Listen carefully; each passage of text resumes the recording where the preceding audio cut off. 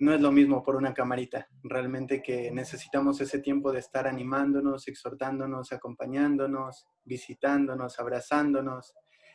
Y la verdad que se ha vuelto bastante difícil a través de este medio, pero gracias a Dios que Dios permite la tecnología para que podamos estar por lo menos un poquito más juntos y charlar, ¿sí? Bueno, quiero que me acompañen ahí en sus Biblias al libro de Pedro. Sé que están haciendo el devocional en Pedro, así que me voy a adelantar un poquito. Realmente en nuestra iglesia también estamos haciendo el devocional de Pedro y ha sido de mucha bendición para nosotros como iglesia eh, el ir estudiando esta carta por cada pasaje, porque nos va mostrando todo lo que pasaban. Y creo que fue una carta muy oportuna. La arrancamos a estudiar una semana una semana antes de la cuarentena, y realmente que los principios bíblicos que de allí extraemos han sido un sostén muy grande para los miembros de la Iglesia de San Justo. Y sé que para ustedes también cada pasaje que están estudiando. Así que quiero que me acompañen a 1 de Pedro, capítulo 1, el versículo 13 al 16. 1 de Pedro, capítulo 1, versículos del 13 al 16.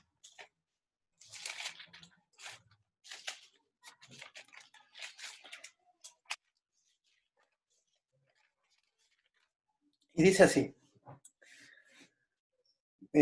por tanto, ceñid los lomos de vuestro entendimiento, sed sobrios y esperad por completo en la gracia que se os traerá cuando Jesucristo sea manifestado. Como hijos obedientes, no os conforméis a los deseos que antes teníais, estando en vuestra ignorancia, sino como aquel que os llamó es santo, sed también vosotros santos en toda vuestra manera de vivir. Porque escrito está: sed santos porque yo soy santo. Bueno, permíteme comentarte un poquito del contexto o de lo que estaba ya pasando acá. La verdad que al momento de escribirse esta carta, la iglesia o las iglesias estaban pasando por una persecución bastante difícil. Nerón no era muy querido por los romanos. Roma era aproximadamente, se vivía como una villa, ¿sí? Donde todas las casitas eran pegadas, donde la clase que tenía mucho dinero vivían en casas lujosas, espaciosas, pero la clase media y la clase baja vivían en lugares donde cada uno, o sea, estaban prácticamente pegados, compartían todas las paredes y estaban muy juntos. Nerón siempre su deseo fue destruir todas esas ciudades, toda esa ciudad, y armar un gran imperio que mostrara cuán glorioso era su imperio, cuán glorioso era su reino. Así que a Nerón se le ocurrió una idea. Él quería destruir, y la idea que se le ocurrió era: lo voy a hacer parecer como un accidente, así que voy a quemar la ciudad. Las casas eran construidas de madera, así que un pequeño fuego iba a hacer que toda esa clase media y baja, todas las casas se quemaran muchísimo. Él lo hizo y no hubo muertos, pero todo lo que él quería destruir fue destrozado. Roma no quería mucho al emperador Nerón. Así que esto le iba en contra a Nerón. Estaban yéndose en contra de su imperio y él no podía armar una gran ciudad si todo su pueblo estaba en contra de ellos. Así que se le ocurrió una gran idea. En ese entonces estaban los cristianos. Y los cristianos tenían excelente testimonio ante la gente. Pero habían cosas que los cristianos hacían que hacía que la gente los tratara mal o los rechazara. Una de las cosas era que a los cristianos los tenían como caníbales.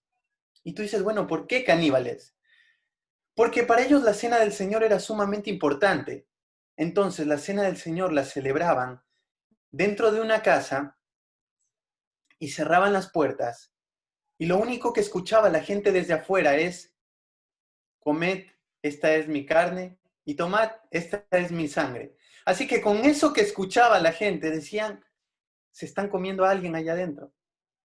Pero no solamente eran acusados de caníbales, sino también eran acusados de que se casaban entre hermanos. Claro, porque dentro de la iglesia había ese amor fraternal que Pedro va a hablar más adelante. Entonces eran hermanos, pero ellos pensaban que se estaban casando entre hermanos de sangre y decían eso no es algo bueno, eso es contrario a lo que nosotros creemos. Así que los acusaban de eso. Luego los empezaron a acusar de que los cristianos no se querían sujetar a las autoridades. Y por eso Pedro les escribe que uno de los ámbitos en el cual el creyente muestra su fe es en la sujeción a sus autoridades. Así que todo eso hacía que la gente tuviera a los cristianos como no con un buen testimonio. Así que esto fue perfecto. Fue perfecto para que Nerón usara a los cristianos como un chivo expiatorio. Dijo, el incendio fue provocado por ellos. Así que lo que vamos a hacer es los vamos a perseguir. Y empezó una persecución sumamente intensa. Bajo esta persecución fue que el apóstol Pedro y el apóstol Pablo fueron muertos. Pedro crucificado patas arriba, según la tradición, y Pablo decapitado. Entonces era una persecución sumamente intensa. Ahora piensa en cómo vivía esta gente su realidad. Eres cristiano, no tienes trabajo. Eres cristiano y no tienes amigos. Si tú confiesas tu fe, vas a ser muerto. Así que esa era la presión continua con la cual vivían los creyentes. Así que Pedro los va a exhortar y animar en esta carta, porque realmente, debido a la presión que estaban viviendo, estaban siendo desesperados para acomodarse al mundo. Por eso en 1 Pedro capítulo 4 les dice, basta ya de querer satisfacer los deseos de los gentiles, basta de acomodarse al mundo. Es que cuando hay esa presión de parte del mundo, uno es muy tentado a hacer eso, a acomodarse. Así que Pedro les dice, no pueden seguir así. Ustedes no son iguales a ellos. La presión que están viviendo ahora no se va a comparar con lo que ustedes tienen. Así que Pedro arranca mostrándoles varias cosas, pero miren, es muy común que en medio del dolor y el sufrimiento una persona se aísle y empieza a sentir autocompasión. Y eso hace que la mirada se centre en ti. Y eso me lleva a sentirme más justo. Y te lleva a meditar en el dolor. Y empiezas a ver el futuro como algo negro que el pecado te muestra. No sé si les ha pasado, pero eso es lo que hace el dolor, el sufrimiento. Estas personas estaban sufriendo mucho, pero lo que hacían era empezar a centrar su mirada en ellas. Empezando a sentir autocompasión. ¿Por qué nos pasa esto a nosotros? Empezando a ver ya el futuro, qué va a pasar con mi hijo, qué va a pasar con la educación, qué va a pasar con todo, si esta persecución sigue. Entonces te empieza a mostrar un futuro que no ha pasado, pero tu mente ya se fue. Es un futuro completamente negro que te muestra el pecado. Y saben, en mayor o menor escala, todos hemos pasado por momentos difíciles. Y muchas veces hemos querido abandonar, muchas veces nos hemos querido acomodar y pensamos que ya no hay más remedio. Pero en esta situación difíciles que ellos estaban pasando, por la cual creo que nosotros no hemos pasado, es donde lo que hace Pedro es les saca la atención de ellos. Les quita la mirada de que se miren a ellos y pone la atención específicamente en Dios, en sus propósitos, en sus planes, en su persona, en su obra. Y esto les va a ayudar a pensar de manera correcta, les va a ayudar a pensar, les va a ayudar a pensar bien y a tener una victoria sobre el pecado. Así que Pedro les va a decir, no importa la situación que ustedes estén pasando, Dios está al control de la situación y en medio de la situación, por más difícil que sea, ustedes son llamados a vivir una vida en santidad. Primera de Pedro, capítulo 1, el versículo 2 dice, elegidos según la presencia de Dios en santificación del Espíritu para obedecer y ser rociados con la sangre de Jesucristo, gracia y paz os sean multiplicadas. El apóstol empieza describiendo un saludo que trajo mucha esperanza, trajo mucha claridad a todo lo que va a escribir a continuación. Les dice, ustedes fueron elegidos según la presencia de Dios, fueron escogidos desde antes de la fundación del mundo para ser hijos de Él, no en base a lo que ustedes eran, sino en base a la persona misma de Dios. Y les dice, fueron elegidos para tres cosas. Acá dice para obedecer. Esto pareciera que fuera un verbo, pero no está como verbo, sino está como sustantivo. Entonces, fuimos elegidos para obediencia. La vida de un creyente o que le lleva gloria a Dios es una vida de obediencia. ¿Por qué? Porque para eso fuimos elegidos. Dios te eligió para vivir una vida de obediencia. Fuimos elegidos para ser rociados con la sangre de Jesucristo, que es la que nos limpia de todo pecado, la cual para Dios es preciosa, pero para el mundo es despreciable. Y fuimos también elegidos en santificación del Espíritu. Así que esto va a animar a los creyentes. Va a recordarles que lo que están pasando no se va a comparar con lo que el plan y el propósito de Dios que tienen. Así que más adelante, en el versículo 6, dice, en lo cual vosotros os alegráis. Del 1 al 5 les empieza a describir esa fe, esa esperanza que ellos tienen, que Cristo un día va a venir y que Cristo va a gobernar completamente. Y les dice, en esa salvación presente, en esa salvación pasada, donde fueron elegidos, en esa salvación presente, donde son santificados, donde viven una vida de obediencia, y en esa salvación futura, donde un día van a ser librados del pecado, del dolor que hoy día sienten, de esa presión de parte del mundo. Dice, en esos tres pensamientos, vosotros os alegráis. Y esta palabra alegrarse se refiere a que es un deleite, es un gozo. Disfrutan. Y tú dices, pero ¿cómo puedo en medio del dolor disfrutar? ¿Cómo puedo en medio de una muerte de un familiar disfrutar? Es que Dios dice en esta salvación, pensando en la obra de Dios y en sus propósitos, es donde mi alma y mi corazón sienten paz y sienten alegría en base a esto. Así que Pedro les dice, bueno, van a ser probados. Van a ser probados y la forma de la prueba va a ser a través del dolor. Y bueno, pasaría mucho tiempo si les cuento un poquito más del dolor, pero el dolor es algo necesario en la vida de un creyente. El dolor tiene que ser visto como algo bueno y no como algo malo.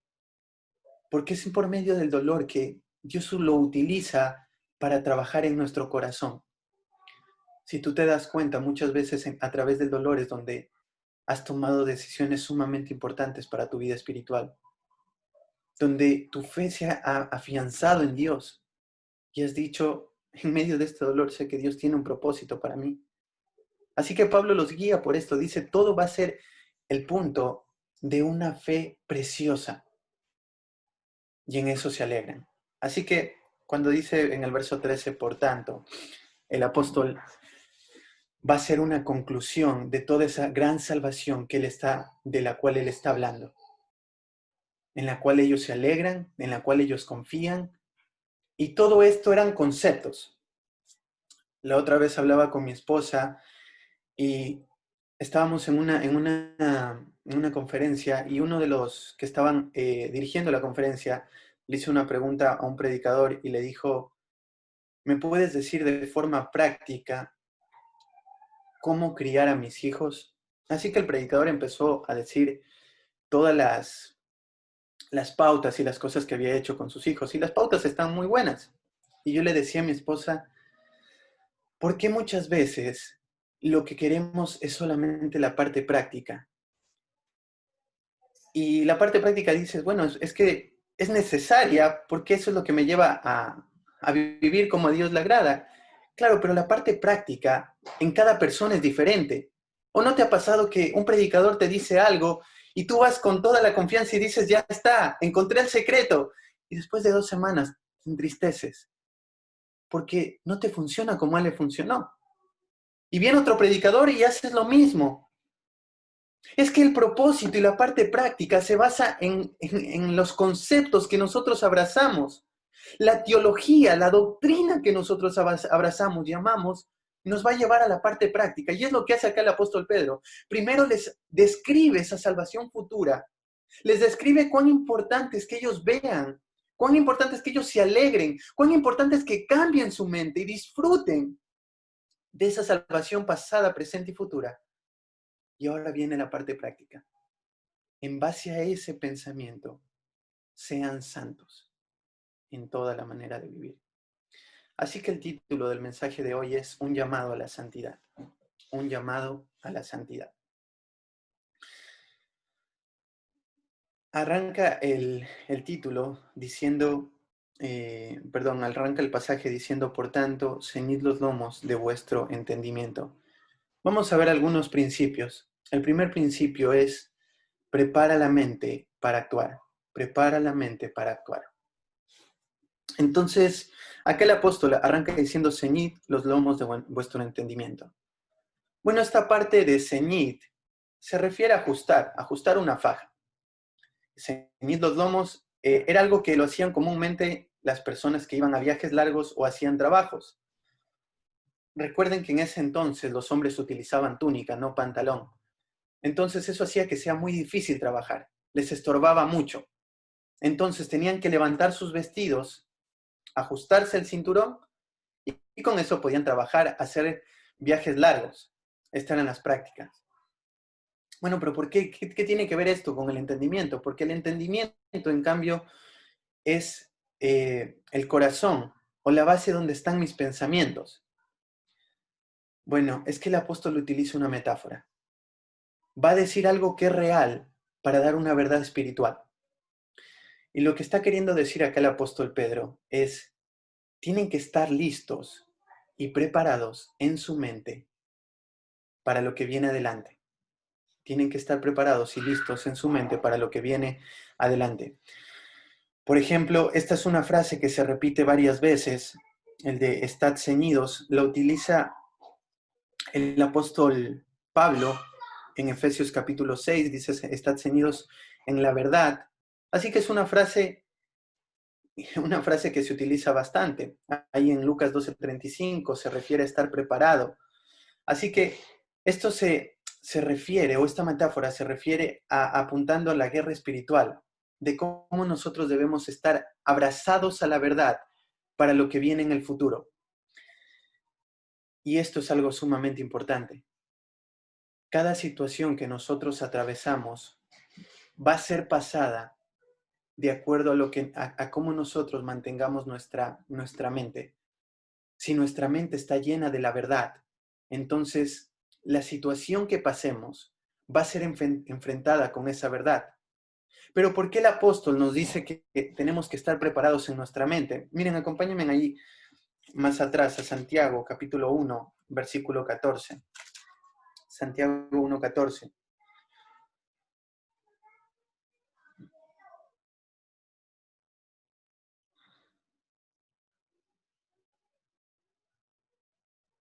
Entonces dice, sino que cada uno es tentado cuando de su propia concupiscencia es atraído y seducido. Todos los pecados están dentro y arraizados en nuestro corazón. Si bien el creyente tiene una naturaleza hoy día santa, pero todavía hay un pecado que mora en él. Yo para explicar esto utilizo la aplicación de un cáncer. El pecado en el creyente es como un cáncer. Está dentro tuyo, afecta a tu parte física, pero no te pertenece. No es algo con el cual vos naciste, sino es una enfermedad externa a ti, pero que mora dentro tuyo para afectar todo lo que está dentro tuyo. Bueno, ese cáncer que está dentro nuestro es lo que anhela todo lo que es contrario a Dios. Y si se presentan las oportunidades, lo único que hace es esa expresión, abrazarlo o a su vez batallar con eso. Así que los creyentes de acá estaban empezando a batallar mucho con su mente. Ellos estaban batallando con no mantenerse fieles, así que empezaron a vivir, como les decía, como el resto del mundo. Y por eso es que el apóstol los confronta y les dice, ustedes tienen que estar listos para vencer al enemigo. Tienen que tener su mente en la verdad. Primera de Timoteo 4:16 dice, Pablo le dice a Timoteo, ten cuidado de ti y de la doctrina que enseñas, pues haciendo esto te salvarás a ti y a los que te oyeren. La palabra de Dios va a ser lo que va a traer santidad a la iglesia, y si no es predicada, lo que va a traer es inmadurez y carnalidad. Entonces Pablo le dice, ten cuidado primero de tu corazón y de lo que enseñas. Es que tu corazón va a abrazar lo que enseñas. Entonces, a medida que nosotros crecemos, el principio que acá el Pedro nos dice es, prepárense para lo que viene. Preparen su mente, abracen principios, abracen la palabra de Dios, porque el camino que van a transitar va a ser un camino duro. Cristo lo dijo, amplio es el camino que lleva a la perdición, pero angosto el que lleva a la salvación. En el mundo tendréis aflicción, pero tranquilos, yo he vencido al mundo. El creyente va a estar atravesando muchas situaciones. Y Pedro les dice, estén preparados, estén preparados. Así que el primer punto es este, prepara tu mente para actuar. El segundo punto es, controla tus emociones y tus deseos. Controla tus emociones y tus deseos. Dice ahí en Primera de Pedro, el siguiente mandato, dice, sed sobrios, sed sobrios. La palabra sobriedad significa tener autocontrol. Si es algo contrario al estar ebrio, controlado por alguna influencia que me lleva a no tener autocontrol. ¿Sí? Es por eso que cuando hablamos en Efesios capítulo 5, verso 18, hace una diferencia. Dice, sed llenos del Espíritu, y dice, ay, perdón, se me fue la otra parte, déjenme lo leer. Dice Efesios 5, 18, no os embriaguéis con vino, perdón, ahí está, no os embriaguéis con vino en lo cual hay disolución, antes bien sed llenos del Espíritu. Entonces dice, no se controlen por esa sustancia, sino que la misma analogía que utiliza Pablo es sean controlados por el Espíritu. Entonces acá el apóstol les dice, sed sobrios. ¿Y qué significa ser sobrio? Tener autocontrol, que tus emociones y deseos estén bajo control. Es un llamado del apóstol Pablo a mantener tu mente tranquila a pesar de las situaciones que tú enfrentes. Hay algo que a las mujeres les cuesta un poquito más que los hombres, y es controlar las emociones. Porque en medio de las situaciones, las emociones se empiezan a descontrolar. Por ejemplo, diferentes mujeres actúan a la pandemia de diferente manera. Hay algunas que son más relajadas. La otra vez fui a una casa y cada paso que daba me iban echando la bandina. Y otras actúan de diferente manera. Y obviamente yo no las juzgo a ninguna, porque cada persona trata de cuidarse a su manera y a su forma, ¿sí? Tal vez porque es un paciente de riesgo, pero cada uno actúa de diferente manera y cada mujer lo abraza de forma diferente. El hombre es un poquito más frío, pero el hombre sucumbe mucho ante los deseos. Así que el apóstol dice, ustedes tienen que controlar tanto sus emociones como sus deseos. Ninguna de las dos puede salirse fuera de lugar. Las emociones no son ni buenas ni malas. Las emociones son neutras. Y las emociones se van a volver malas cuando me inciten a pecar. Por ejemplo, la tristeza no es mala. Jesús lloró cuando Lázaro murió. Tener dolor no es algo malo. Llorar no es algo malo.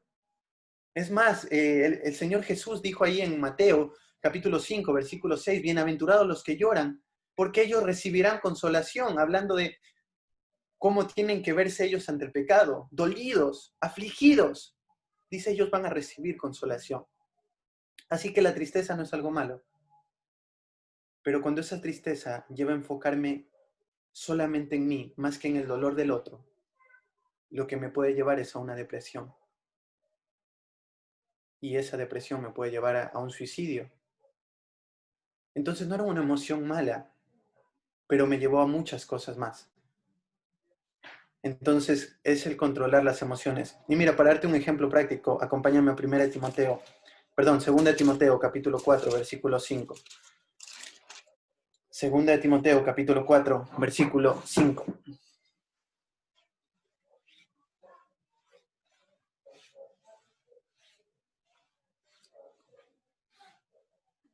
Y dice así: pero tú, sé sobrio en todo, soporta las aflicciones, a sobra de evangelista, cumple tu ministerio. Pablo le hizo corta un mandato a Timoteo para que él tuviera claridad. Ahora, ¿por qué le dice esto Pablo a Timoteo? Mira lo que dice en el versículo 8 del capítulo 1. Por tanto, no te avergüences de dar testimonio de nuestro Señor, ni de mí, preso suyo, sino participa de las aflicciones por el Evangelio según el poder de Dios. Así que el apóstol lo está invitando a Timoteo a sufrir. Le dice, tienes que participar de los sufrimientos conmigo. ¿Qué pasaba en esta carta? Lo mismo que pasaba en la carta de Pedro. Persecución, dolor. Muchas de las personas que Timoteo le estaba predicando el Evangelio, muchas habían sido presas, tal vez amigos de Timoteo, tal vez la misma familia de Timoteo había muerto a manos de Nerón, y Pablo le dice, Timoteo, sufre conmigo, participa. Así que imagínate la mente de Timoteo. No lo juzgues por un momento, solo ponte a pensar en lo que era para un pastor joven. Saber que la persona a la cual te enseñó por mucho tiempo, ahora te está invitando a sufrir. Ahora te está diciendo, no tenemos un espíritu de cobardía, sino de poder, amor, dominio propio. Así que Timoteo sufre como buen soldado. Piensa todas las cosas que se le pasaron por la mente a Timoteo. Entonces, acá le dice Pablo en el capítulo 4, Timoteo, sé sobrio. ¿Tienes miedo? No dejes que el miedo te controle. ¿Estás preocupado porque te lleven a la cárcel? ¿Estás preocupado por tu iglesia? Sé sobrio. Y le da 3 cosas prácticas para hacer. La primera es soporta las aflicciones. Algo muy simple. No huyas, atraviésalas. Timoteo, todo está en control de Dios. Dios es soberano y si tienes que ir a la cárcel vas a ir. Y Timoteo lo obedeció. En Hebreos capítulo 13 dice nuestro hermano Timoteo salió de la cárcel. Así que fue apresado. No huyas, Timoteo. Sufre aflicciones. Luego le dice a sobra de evangelista, sabes, el miedo y la persecución eran un fuerte motivación para no predicar el evangelio. Porque si tú te exhibías como creyente, eras apresado. Y Pablo le dice, síguelo haciendo, Timoteo, no te calles, sigue evangelizando, sigue hablando de las grandes promesas que tenemos en Cristo, porque aunque estemos esclavos y encerrados, la palabra de Dios no está presa y sigue avanzando. Y por último le dice, cumple tu ministerio. Timoteo, no puedes dejar, tú eres el pastor. Tú tienes que ser el modelo para la iglesia. ¿Qué pasa si tú abandonas? Todos van a abandonar. Tú eres la pauta y de ahí parte todo. Así que no puedes dejar de hacer lo que Dios te ha mandado a hacer. Cumple tu ministerio. Y con estos 3 mandatos le dice, ya está, eso es lo que tienes que hacer.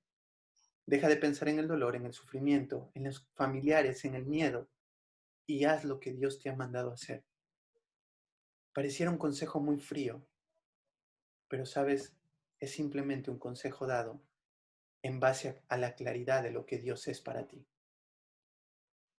Y Timoteo lo abrazó. Timoteo no era Pablo. Pablo tenía un carácter firme, un carácter decidido.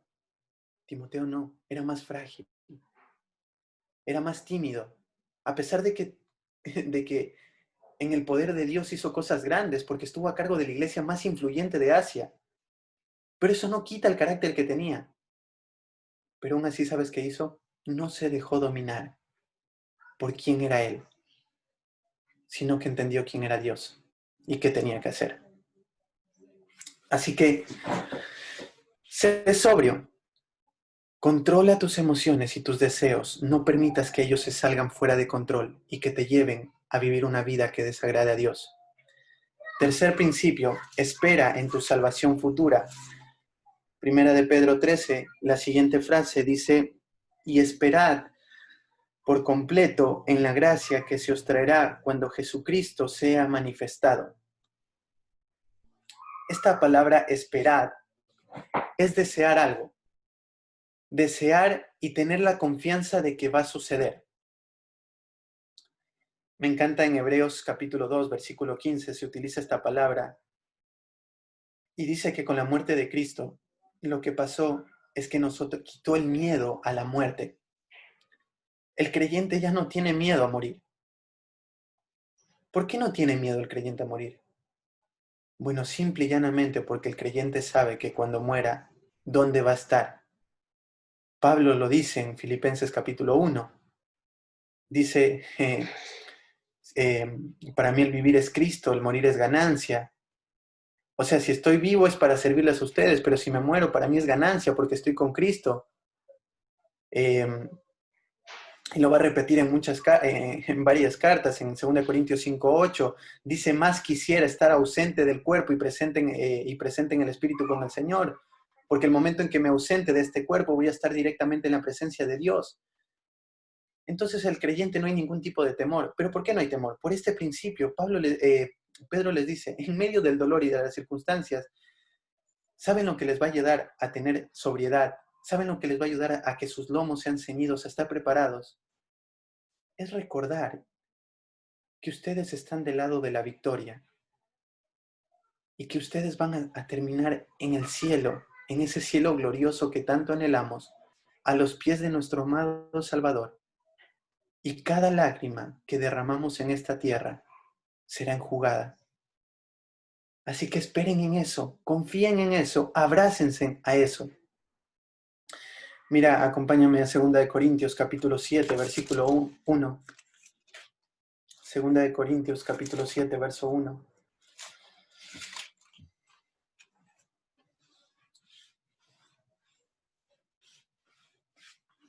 Dice, así que, amados, puesto que tenemos tales promesas, limpiémonos de toda contaminación de carne y de espíritu, perfeccionando la santidad en el temor de Dios. Es lindo porque el apóstol Pablo les da una motivación para que ellos vivan en santidad, y es la misma motivación que utiliza el apóstol Pedro. Tenemos promesas de Dios, y Dios no es hombre para que mienta.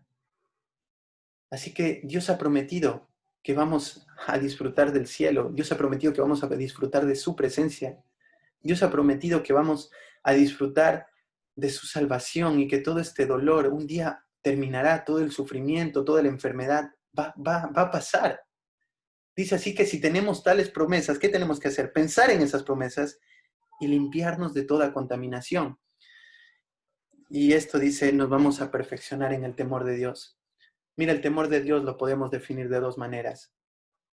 El temor de Dios es no querer hacer algo que desagrade a Dios y al mismo tiempo buscar hacer cosas que le agraden. Ese es el temor de Dios. No hacer cosas que sabes que le pueden desagradar a Dios y al mismo tiempo pensar en cosas que le pueden agradar a Él.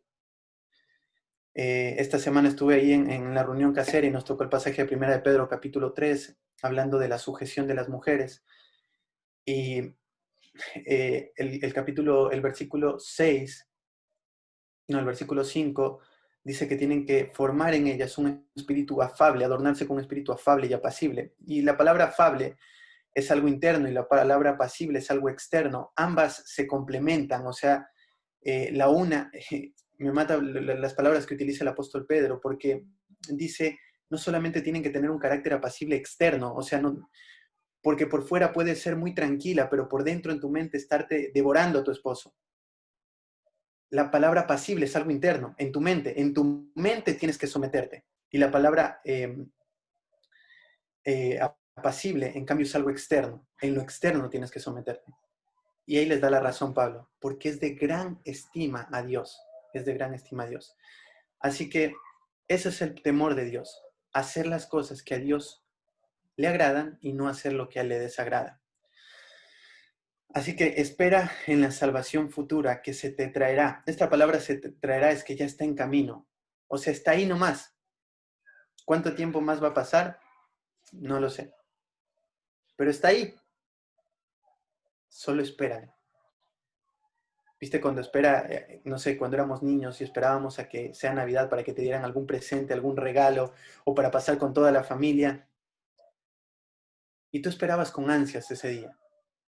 Bueno, acá hay algo que debería de hacerte esperar continuamente y llenar tu corazón.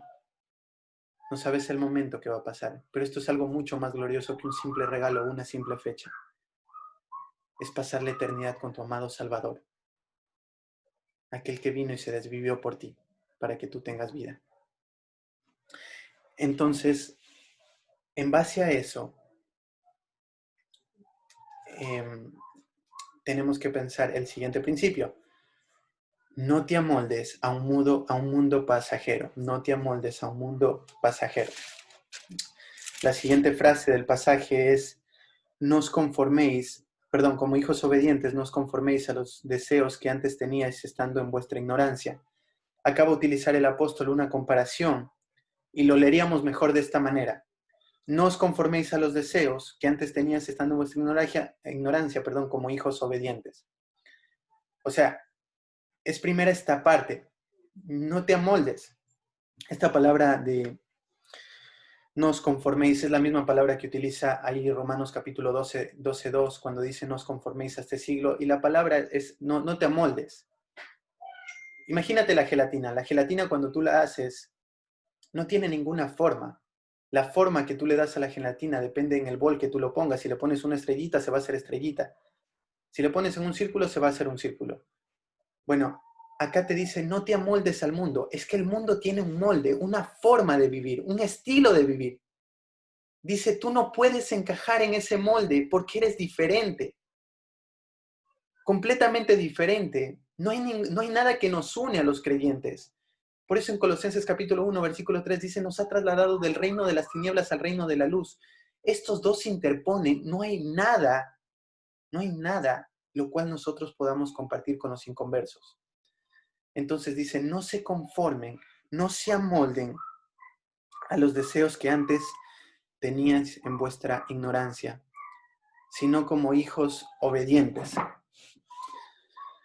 Entonces, la idea es entender esta parte, como hijos obedientes. Antes no eras llamado hijo, hoy sí. Hoy eres un hijo de Dios. Y esa es la motivación más grande para seguir esta vida cristiana. Eres hijo, eres llamado hijo. Fuiste introducido en ese árbol. Fuiste acercado a Dios por medio de Cristo. Hoy recibes todas las promesas que Cristo te ha dado. Hoy gobiernas juntamente con Cristo. Hoy tienes la redención, la justificación, la santificación a tu alcance porque eres hijo. Hoy tienes una comunión. Hoy tu espíritu puede clamar Abba Padre, que significa papito. Porque hay un amor y una pasión, un deseo de tu parte hacia Dios. Al sentirte hijo, ya no te sientes lejos, ya no te sientes separado. Ahora sientes que Él es tu Padre, que te escucha, que te cuida, que te guía. Dios reparte a todos gracia común. Gracia común es que lo que dicen salmos. Él hace salir el sol a los buenos y a los malos. Él da de comer, da comida, da provisiones, trae la lluvia. Es la gracia común. Pero hay gracias específicas para solamente sus hijos. Y la gracia específica la podemos disfrutar continuamente porque somos llamados sus hijos, porque somos su pueblo. Y acá describe cómo son sus hijos. Son hijos obedientes. Y es la misma palabra que te decía que estaba ahí en Primera de Pedro. Vivimos una vida de obediencia. Eso es lo que nos describe como hijos de Dios. Ahora podemos obedecer, antes no podíamos. ¿Por qué desobedecemos tanto a Dios? Porque muchas veces vivimos con los deseos que antes teníamos, en nuestra ignorancia antes de conocer a Dios. Hay muchos patrones de vida que hemos venido arrastrando por mucho tiempo, a los cuales tenemos que desechar y traer la verdad, llevar todo ese pensamiento cautivo a Cristo para que me dé la gracia, Dios, de poder vivir en obediencia. Esto no significa que voy a ser impecable y que voy a dejar de pecar, pero significa que cada pecado que yo tenga, voy a luchar contra ese deseo y no voy a permitir que sea lo que controle mi corazón, que era lo que antes pasaba.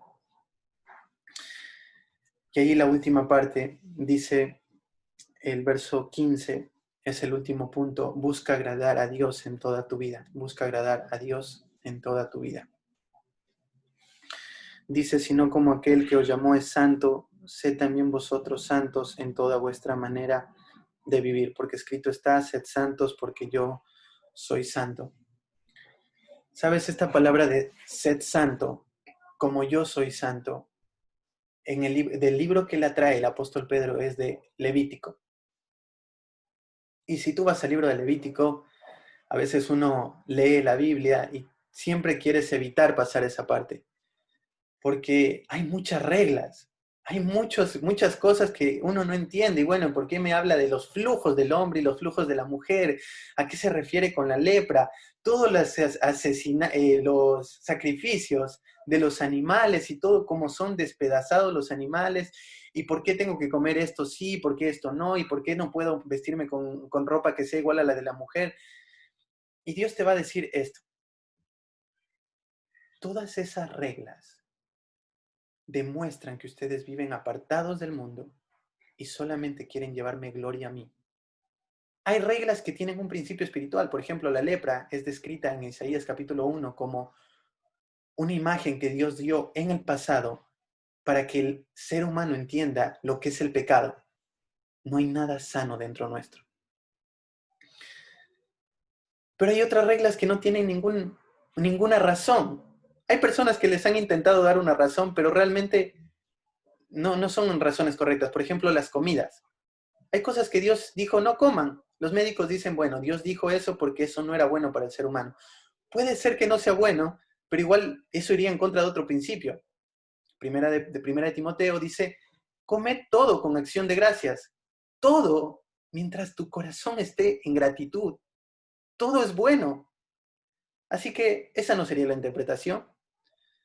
¿Por qué Dios quiso que no comiéramos algunos animales sí y algunos animales no?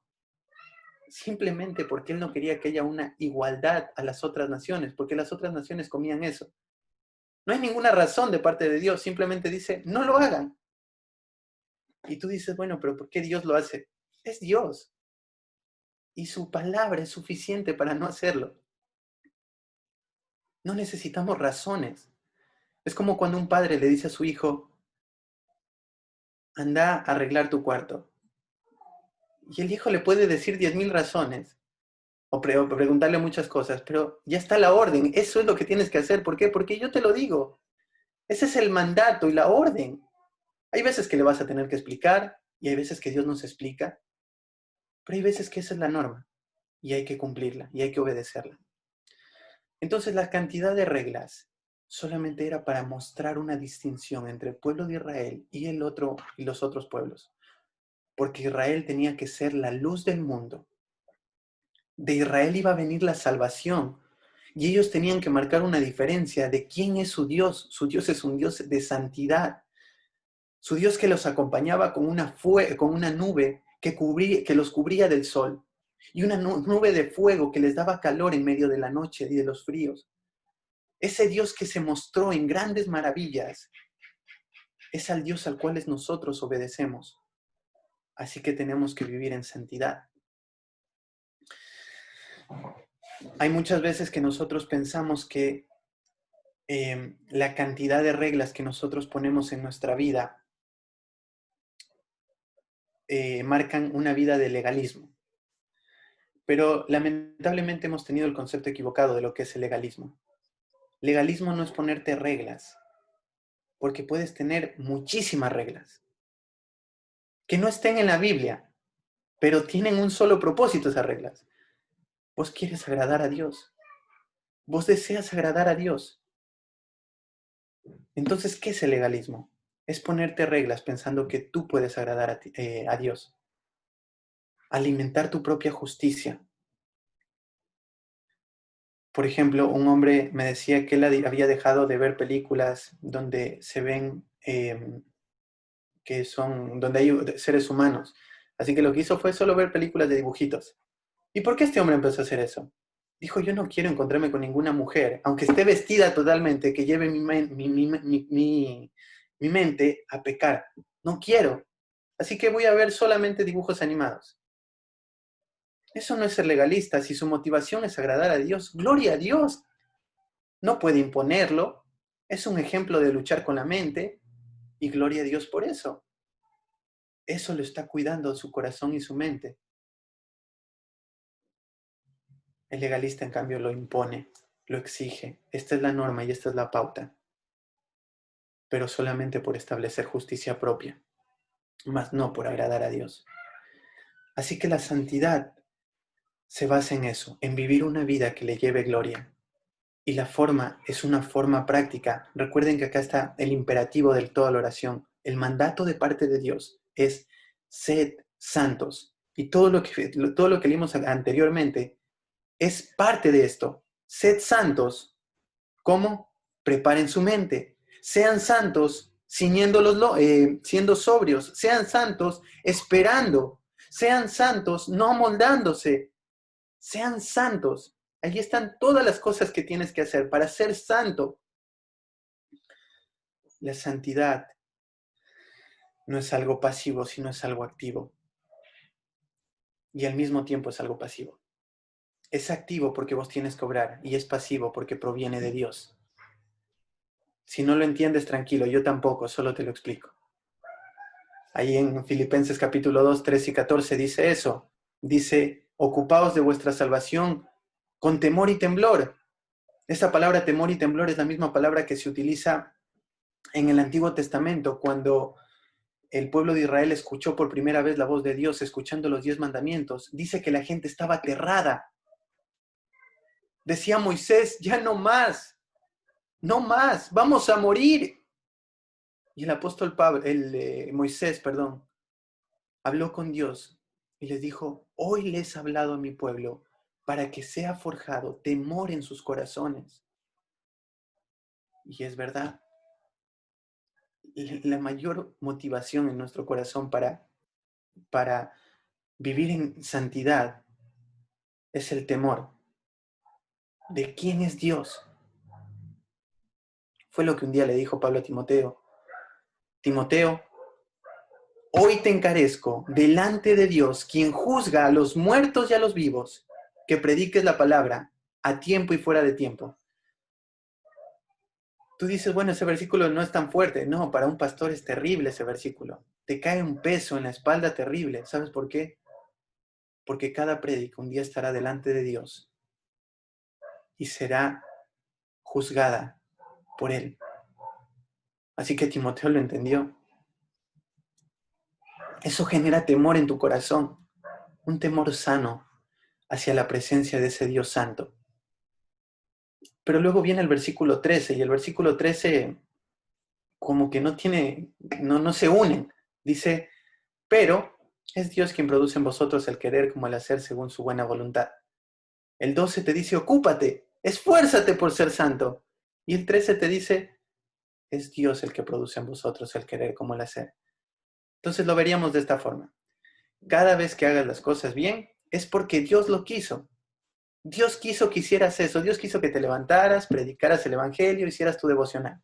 Y cada vez que hagas las cosas mal, es porque tú quisiste. Todo lo bueno es acreditado a Dios y todo lo malo es acreditado a tu pecado. Y ahí está la santidad. Esforcémonos. Ahora, ya para concluir, mira, es algo precioso que Pedro los anima a vivir en santidad en medio de una circunstancia difícil. Y eso es algo que nosotros tenemos que valorar mucho. ¿Sabes por qué?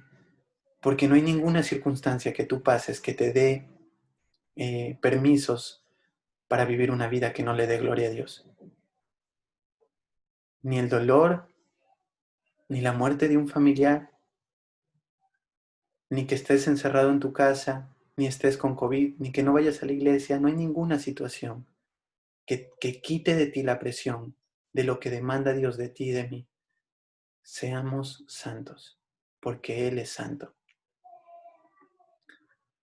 Así que espero que el Señor haya exhortado y animado tu corazón a vivir una vida de santidad, una vida que le lleve gloria y honra a Él, porque Él es Dios, Él se lo merece.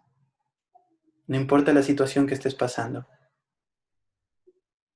Esta pandemia ha sacado muchas cosas de nosotros. La otra vez Marcelo de la Llave nos decía que Muchos matrimonios se han decidido divorciar en este tiempo porque no estaban acostumbrados a estar juntos. Se veían solamente cuando venían después del trabajo y ahora que están juntos todo el tiempo, esto ha producido que salgan muchas cosas dentro del corazón de ambos. Y muchos han decidido ya no seguir. Es que no hay ninguna situación que te lleve a parar o a frenar la santidad que tienes que buscar. Tienes que seguir creciendo en cada área y en cada momento. Y hoy más que nunca que no tenemos la bendición de poder estar juntos como nos encanta estar. No te enfríes. Que no te parezca pesado estar en 10,000 reuniones en la semana. Porque en este tiempo nuestro corazón tiene que estar afirmado. Tenemos que exhortarnos para no dejar de buscar la santidad. Oramos. Amado Padre, buen Dios, Señor, te damos tanta gracias, Señor. Gracias por tu bondad y tu misericordia. Gracias por tu bendita palabra. Señor, quiero rogarte, Padre, que tú sigas produciendo en nuestro corazón esa santidad que exiges de nosotros, Señor.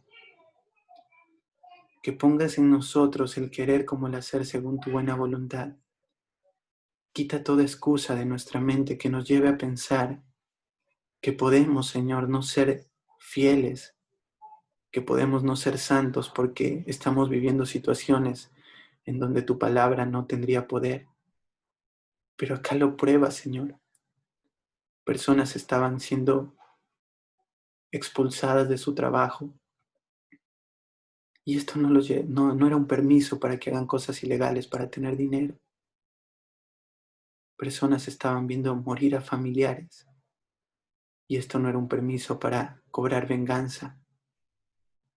Personas tenían un gobierno que los odiaba y esto no era un permiso para no sujetarse a sus autoridades.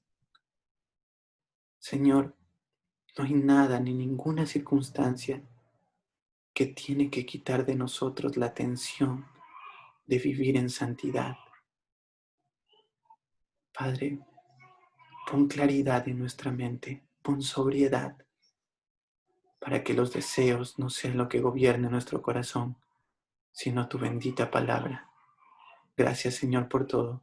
Y oramos en el nombre precioso de Cristo Jesús. Amén.